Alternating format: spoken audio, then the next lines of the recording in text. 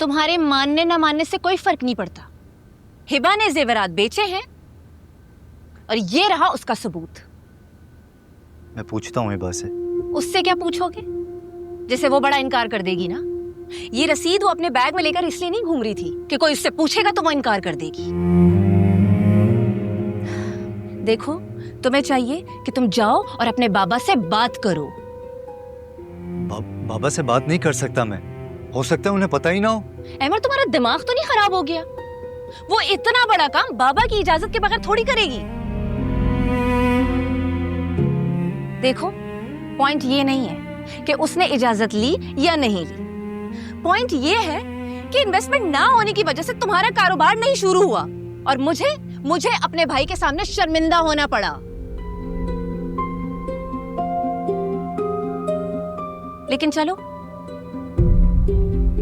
बहुएं तो पराई होती है। कम से कम बाबा को तुम पर तो एतबार करना चाहिए। लेकिन नहीं, मुझे ना शुरू दिन से ये बात पता थी कि तुम्हारी इस घर में वो हैसियत नहीं है जितनी हिबा और एजाज भाई की है।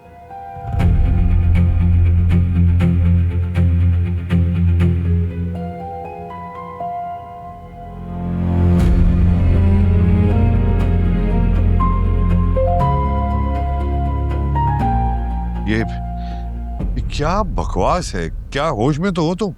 होश में तो अब आया हूँ बाबा। सच तो यह है कि आपने मुझे कभी अहमियत दी ही नहीं।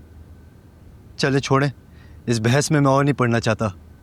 लेकिन जेवरात अगर हिबा को आप दे ही चुके हैं तो इस घर में मुझे अपना हिस्सा चाहिए, नहीं तो मैं घर हमेशा के लिए छोड़ के चला जाऊंगा। क्या ऑल फॉल बके जा रहे हो तुम? अरे अपनी मासूम बहन पर मुस्तकिल इल्जामात लगा रहे हो, बेबुनियाद। क्या बेवकूफी की बातें कर रहे हो?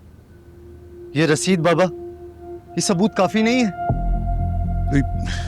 हिबा को बुलाता हूँ। हिबा! लेकिन बाबा। लेकिन कुछ नहीं यार। हर दूसरे दिन तुम एक नया मसला खड़ा कर देते हो।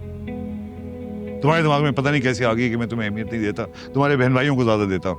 ये झूठ है। अल्लाह जानता है कि मैंने अपनी औलाद में कभी तफरका नहीं किया, कभी। लेकिन ये बात तुम्हारे छोटे से जहन में कैसे आएगी? तुम तो इल्जामात लगाओ, अभी दूध का दूध और पानी का पानी हो जाता। हिबा, एक बात और, अहमद, इस बार तुम गलत साबित हुए ना तो मैं तुम्हें खुद घर से निकाल दूंगा। हटो सामने से। हिबा, हिबा बेटा इधर आओ।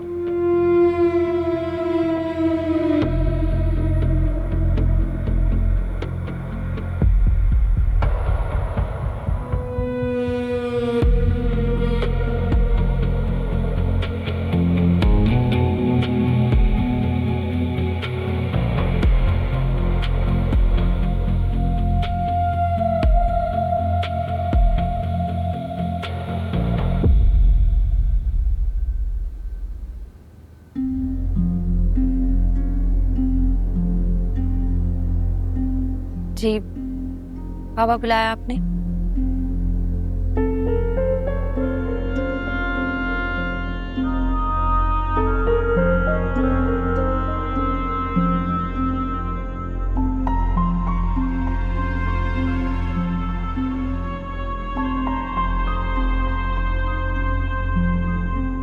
मेरा वॉलेट बैग में नहीं, आई थिंक हॉस्पिटल में गिर गया। My credit cards, identity card, सब कुछ उसमें है। हमें वापस जाना पड़ेगा ना कि प्लीज। ओके